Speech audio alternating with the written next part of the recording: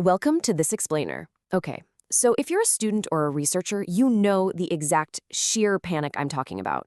You're writing your paper, you've found the absolutely perfect web page with that one piece of data that flawlessly proves your point, and then you scroll to the top. Nothing. You scroll to the bottom. Still nothing. There is literally no author name attached to it anywhere. It's a total referencing nightmare that can just grind your writing process to a dead halt. But hey, don't worry, because today we're going to solve this mystery together. So you're sitting there staring at your screen, and you have to ask yourself, who actually wrote this webpage? Now, I want you to lean into your inner detective for this one, because this is the ultimate, incredibly frustrating question every single academic faces when they hit this specific wall. You've got the evidence, but you don't have a suspect. How do you cite a ghost, right? Well, the rules of Harvard referencing actually have a very specific protocol for this exact situation. We just need to completely reframe how we look at the problem. Just because a specific person's name, like a John Smith or a Jane Doe, isn't plastered right at the top of the article, well, it doesn't mean this source is a completely unsolved case. We really just need to know exactly where to look. Section 1, the missing author mystery. Section 2, finding the corporate author. See, an author in the academic world isn't always a human being with a heartbeat. Before you throw your hands up in defeat and decide a web page has no author whatsoever, you've got to look for the broader entity that published it. Think of this lineup of usual suspects. What we're really looking for is a responsible entity. Is the web page hosted by an organization, maybe a government department? What about a private company, a charity, or a university? If the information is housed on their official site, that organization can usually serve as what we call the corporate author. So for example, if you're reading a health statistic on a government health department's website, boom, that department is your author. Mystery solved. Section 3, the anonymous trap.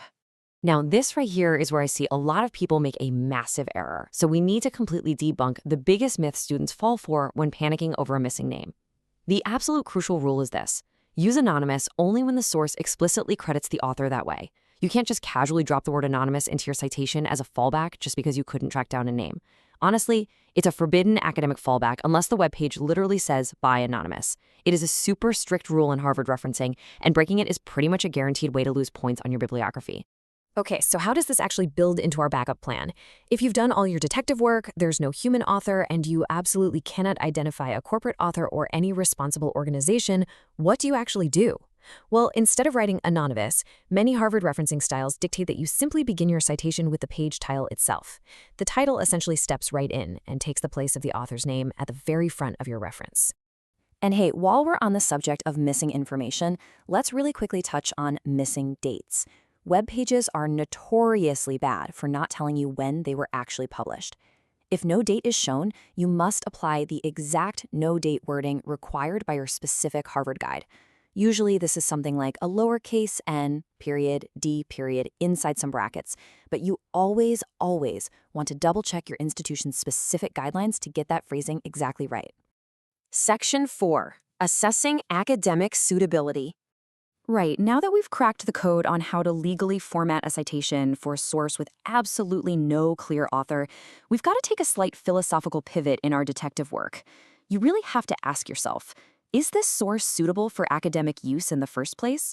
Because honestly, just because you can cite it definitely doesn't mean you should. I want you to critically evaluate this for a second.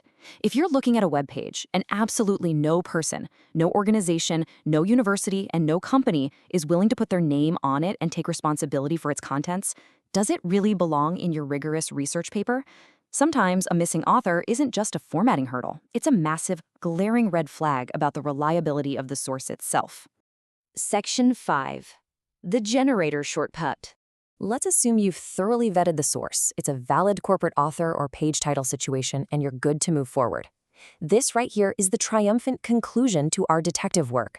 Now that we know exactly what clues we're looking for, we can just automate the heavy lifting. I really want to highlight this specific URL for you, harvardreferencegenerator.co.uk. This is an absolute magic shortcut. Once you've solved the mystery of the missing author, you do not need to manually stress over where the commas and the brackets go. This tool is perfectly designed to properly generate the reference for you, provided you feed it the right clues. And here's the exact actionable formula required by the generator to produce a flawless reference entirely effortlessly. You just need to accurately enter these 4 simple things. Number 1, the title of the web page.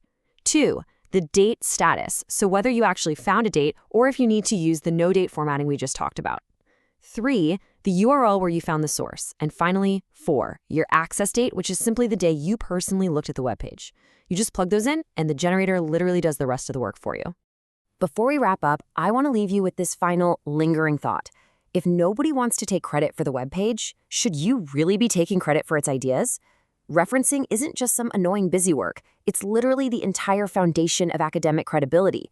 It shows you know exactly whose ideas you're building your own arguments upon. I really hope this explainer has empowered you to tackle those tricky citations with total confidence. Keep questioning your sources, keep your references sharp, and I highly encourage you to check out more of our explainers to totally master every aspect of your academic journey. Thanks for hanging out and learning with me today.